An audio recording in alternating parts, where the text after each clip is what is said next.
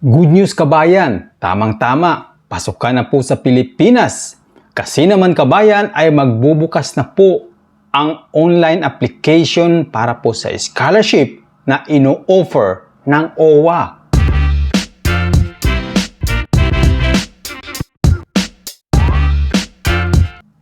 Welcome back po kabayan, this is Dads from Dads Info TV. Isa pong OFW na nandito po sa Ontario, Canada kabayan. At kung ikaw ay bago ka pa lang sa ating channel, curious ka, pinindot mo yung thumbnail, well, welcome kabayan, and I invite you, please consider to subscribe kabayan, hit mo yung notification bell para like ang update sa ating mga incoming videos. At kung ikaw naman ay isang balik manunood, welcome back po ulit kabayan sa ating bahay. Bahay niyo po to.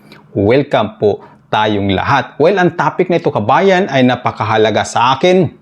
Napaka-meaningful. Every like kong ginagawa kabayan kasi naman ay talaga nang malapit po sa akin ang OWA, lalong-lalo na yung topic natin ngayon kabayan. Kasi bilang isang OFW, lalong-lalo na active member po ako sa OWA kabayan. Napaka-importante yan bilang isang OFW at maging isang membro ng OWA kabayan para marami tayong makuhang mga serbisyo at benepisyo mula po sa OWA. Lalong-lalo na yung pag-uusapan natin ngayong kabayan. Napaka-importante ito, okay? Bibigyan ko kayo ng halimbawa kung ano yung mga na-avail ko ng mga benepisyo at serbisyo. Una, kapalahunan ng pandemic ito kabayan, 10,000 nakatanggap po ako. Okay? Kasi na-stranded ako sa Davao ng 4 months, hindi ako nakabalik ng Dubai. Okay?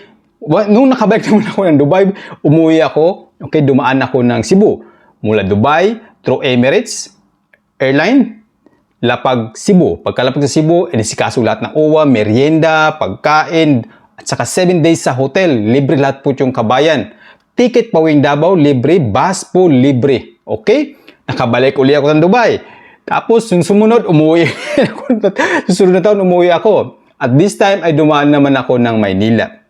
Pagkalapag sa Maynila, inasikaso kami ng OWA, merienda, okay? Pinakain kami, hinatid kami sa hotel sa May Ermita, 3 araw, at pagkatapos 3 araw, ay sinundo kami uli ng bus. Libre ang hotel kabayan, libre po ang pagkain, mga swab test, okay? At hinatid kami sa airport sa NAIA. Pagdating sa NAIA ay libre din ang pamasahe papuntang probinsya kabayan. Airline tickets po libre. Okay? 2 hotel nakalibre, 2 pamasahe sa eroplano libre. Libre po yun lahat kabayan sa tulong po ni Tatay Digong. Kasi napakalaki po na kanyang responsibilidad nung panahon na yun kabayan, di ba? Kasi nga siya ang presidente. Ngunit ngayon ay, well, sad to say, nasa The Hague siya ngayon. Ipinagkalulo ng kasalukuyang gobyerno. Kaya kawawa po talaga si Tatay Digong. Okay? Lalong-lalo na ako po isang Dabawinyo kabayan. Kasi alam ko malaki po ang malasakit ni Tatay Digong sa mga lahat ng mga OFW at kahit mga Pilipino living abroad. Okay, pang-apat. Scholarship sa anak ko. Okay? Ang anak ko po ay scholar ng OWA under ADSP 1. Nakakatanggap siya ng 60,000 kada taon. Hinati po yan, depende sa kung ilang semester yung school. May 2, may 3. Sa anak ko, tri-semester, kaya hinati siya sa 3. 20 sa unang bahagi, pangalawang bahagi, 20 uli. Sa pangatlo is 20,000. Binibigay yan sa account ng anak mo. At ang panglima, pati asawa ko kabayan ay naka-avail sa OWA. Nakatanggap po siya ng 14,500 kasi yung asawa ko na nasa Pilipinas ngayon, nagbabantay sa anak ko. Habang nagbabantay ay kumuha siya ng caregiver program. Okay? So pumunta siya sa mga school na nag-o-offer ng caregiver program. At pagkatapos siya pumunta sa OWA. Sabi niya, gusto ko mag-aral dito, pwede ba ako mag-avail? Sabi ng OWA, okay, sige, no problem. Ayun, nakatanggap po siya ng 14,500. Kaya naman kabayan, napakalaki at malapit talaga sa akin yung OWA kasi nga malaki na itulong sa akin. Okay? Sa halagang 1,500 500 more or less ang binabayad lang natin ng mga OFW para maging membro sa loob ng 2 taon. At ang iyong binabalik ay napakalaki, kabayan. So ito na nga, good news. Tamang-tama. Kung ikaw ay maanak, anak, or kapatid. Okay? Ano ba ang ino-offer ng OWA ngayon para po sa school year 2025 up to 2026? 3 po ang ino-offer ng OWA. Okay? Una, EDSP 2. Tataka kayo, bakit 2 kaagad? Wala namang 1. Ang 1 kasi, ang EDSP 1 kasi, kabayan, ay tapos na po. Okay? EDSP 1 ay tapos na ang proseso nito, yung qualifying exam. Okay? Bigyan kayong kunting idea. Sa 1, EDSP 1 at saka EDSP 2, itong 1 ay para sa mga incoming freshmen and women, okay, napapasok sa kolehiyo. Ito yung mga grade 12 na magte-take ng qualifying exam sa DOST. Sa 2 naman, EDSP 2, ay ito yung mga currently enrolled na. Okay, currently enrolled na, kabayan, sa college, sa colleges, at university, kabayan. Kahit anong school pa man yan. Importante, ang mahalaga ay membro at active member ang inyong kamag-anak, tatay or kapatid. Okay, pangalawang in-offer ng OWA ay ODSP. Okay, ODSP, ibig sabihin OFW Dependent Scholarship Program. Merong 1 and 2. Pag-uusapan din natin yan. Okay. So ayan, ito na, kabayan, ang unang in-offer ng OWA, Education for Development Scholarship Program o EDSP 2. Okay? Ang EDSP 2, kabayan, ay walang qualifying exam. Unlike sa EDSP 1 na meron. Ang nagkakandang ito ay DOST last April 2025. Doon po, yung panahon na yun ay ginanap yung qualifying exam. Nationwide dito, kabayan. Okay? Pipiliin lang kung sino makakapasok. Sa pagkakaalam ko, nasa 600 ang kukunin. Ngunit tinaasan po ito ni Admin Arnel. Okay? Umabot na po ito ng mahigit 1,000. Sana ganun pa rin po. Ano? Okay, so ano ba itong EDSP 2? Ang EDSP 2, kabayan, ay makakatanggap ka po ng 60,000, kagaya na nabanggit ko kanina. Hatiin po yan kung ilang semester ang school ninyo. Okay? Merong second semester, hatiin sa dalawa. 30,000 per semester, 30,000 sa second semester. Kapag tri-semester, 20,000, 20,000, 20,000 hanggang mabuo yung 60,000. Kabayan, hinuhulog yan sa account mo. Kapag halimbawa ay binayaran mo muna. Okay, halimbawa, meron kasing ganun babayar mo muna yung school. Kukunin mo yung resibo, ibibigay mo sa OWA. Ang pera, ihuhulog ng OWA sa account ng anak mo. Kapag hindi mo binayaran, yung pera, ibibigay doon sa school. Doon mismo ibibigay ng OWA kapag wala kang may pakitang mga resibo, kabayan. So, ang EDSP 2 ay para ito sa mga naka-enroll na kabayan. Mula po sa second year kasi nakalagay dito, hanggang 5th year po, kabayan, ang coverage nito. Kahit sa anumang private or public colleges or university. Kabayan, so ano bang requirements natin? Ayan, pag-usapan natin yung requirements. Ayan, kung nakikita nyo sa picture, kabayan, yan po yung anak ko, Scholar po siya ng OWA. Okay, so ito na yung requirements, kabayan. General qualification, mga requirements nito, kabayan, ay mga initial lang po ito. Maaari pang humingi ng OWA o yung regional office na OWA sa inyong lugar. Maaring humingi pa sila ng karagdagang requirements. Once you are selected, yung mga dependent mo, kagaya ng anak at kapatid. Hindi po nabanggit ang pinsan o kaya apo. Okay, sorry na lang po. Una sa general qualification, syempre, sibling ang nakalagay ito na isang OFW. Dapat single ang OFW kapag sibling. Kapag kapatid, dapat single ang OFW. Pangalawan ay child ng OFW. Tandaan, kabayan, 1 dependent per family. Ibig sabihin, kada isang pamilya, isa lamang ang magiging scholar ng OWA. Okay? Dapat aktibo na membro ng OWA. Okay? Kapag hindi ka active, magbayad ka na. Okay? Panoorin mo tong video nito, no? Kung paano mag-renew ng ating OWA membership through GCash lang. Napakabilis. Panoorin mo tong video nito. Okay?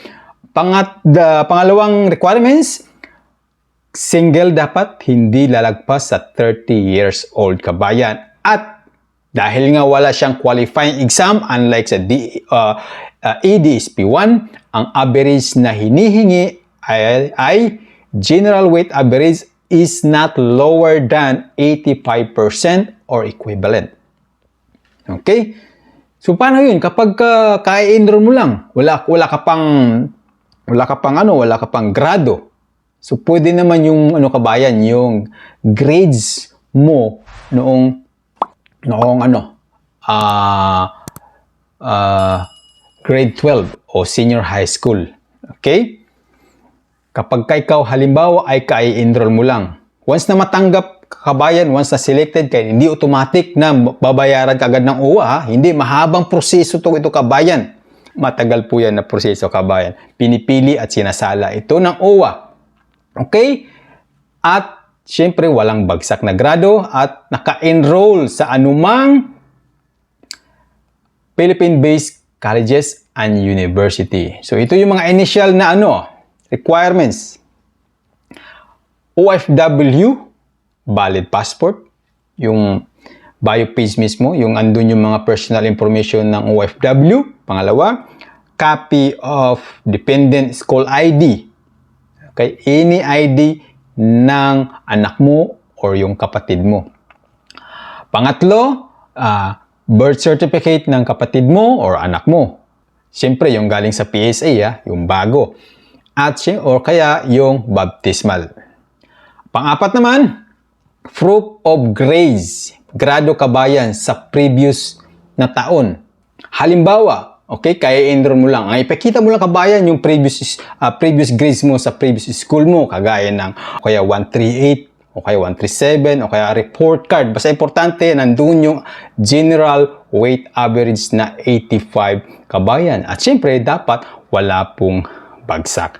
Okay? So, yun po ang EDSP 2. Now, para naman po sa ODSP, ang ODSP kabayan ay may dalawang kategorya, ODSP 1 at ODSP 2. Ang 1, para ito sa mga incoming freshmen and women na papasok sa Kolehiyo. Ang ODSP 2 ay ito yung mga currently enrolled na kabayan. Okay, currently enrolled na.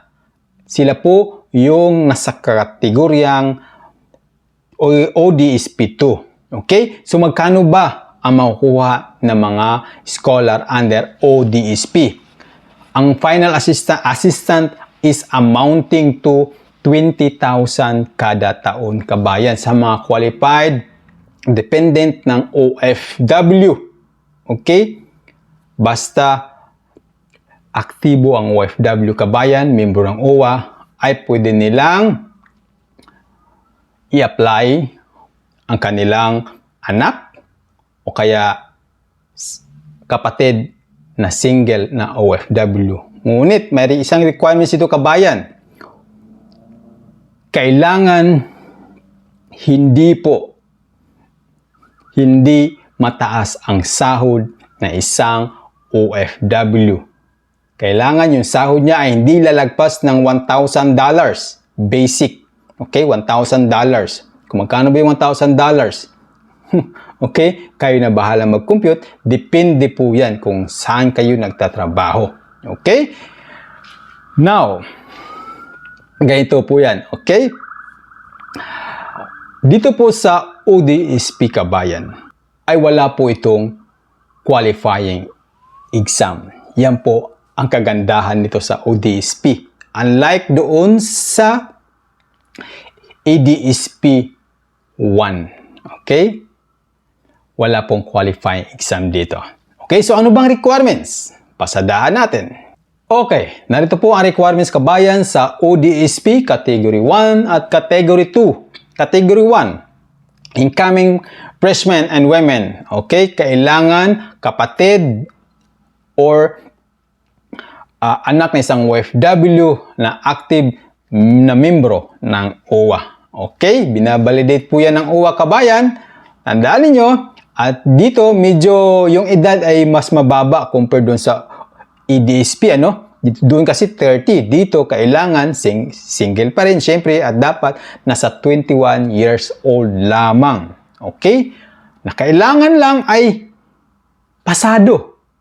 Pasado lang. Walang bagsak. Kailangan pasado lang. Unlike doon sa EDSP 2 na merong required na general weight average na 85%. Dito sa ODSP, basta walang bagsak, ang grado ay pasado, tsak, pasok ka kabayan. Walang maintaining grade dito sa ODSP. Ang importante, wala lang hong bagsak. Okay? At syempre, kagaya na ba yung kanina, yung mga initial na mga requirements, kagaya ng OFW passport. Okay? Pare-pareho lang naman yung mga initial requirements kabayan. Now, dito naman po sa ODSP 2, ano ba ang general qualification or requirements? Kailangan currently enroll in 2nd year to 5th year. Okay?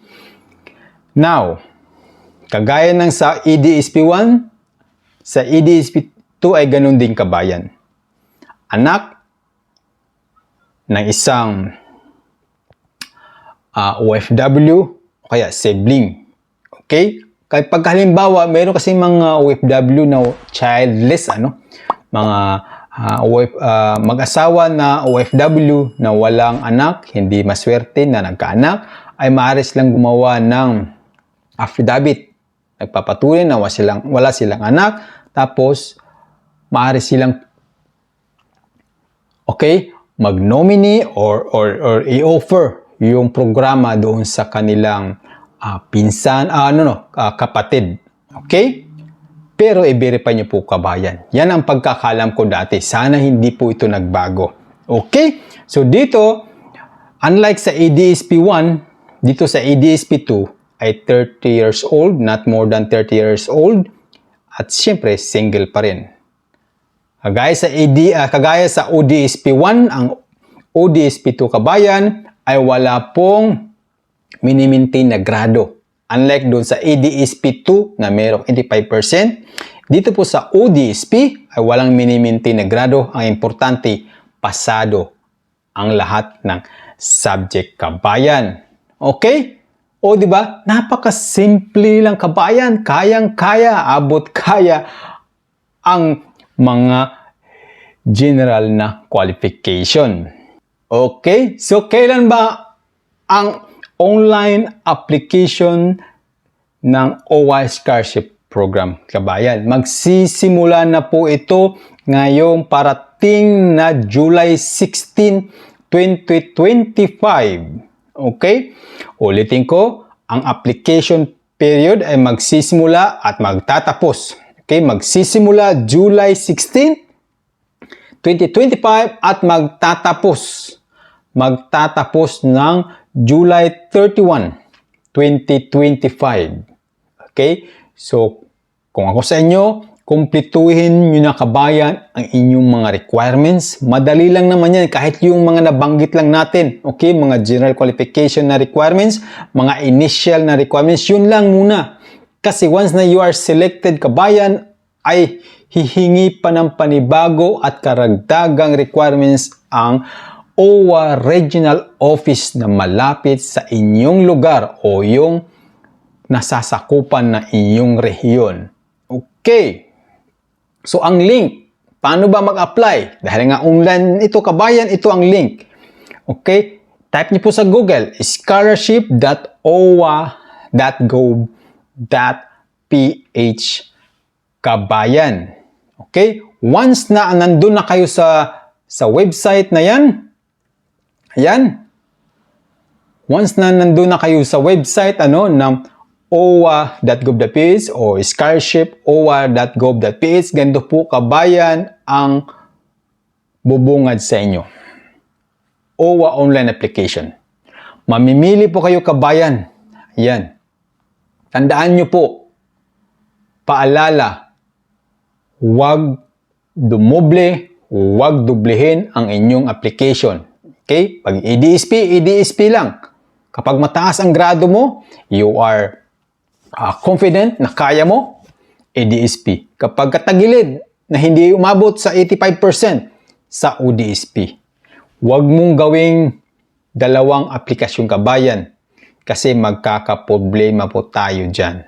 Okay? Kapag you are certain na, sabi ko, mataas ang grado ko, sabi mo, mataas ang grado, 85%. Dito ka sa sa EDSP 2. Okay? Pagdating dito, basahin muli ang mga general qualification at requirements kabayan. Okay? Dahil 2, dito mo pipiliin. Yung general qualification, okay lang yan. Ayan, i-check mo yan. Dahil 2 tayo, hindi sa 1, dito po tayo kabayan.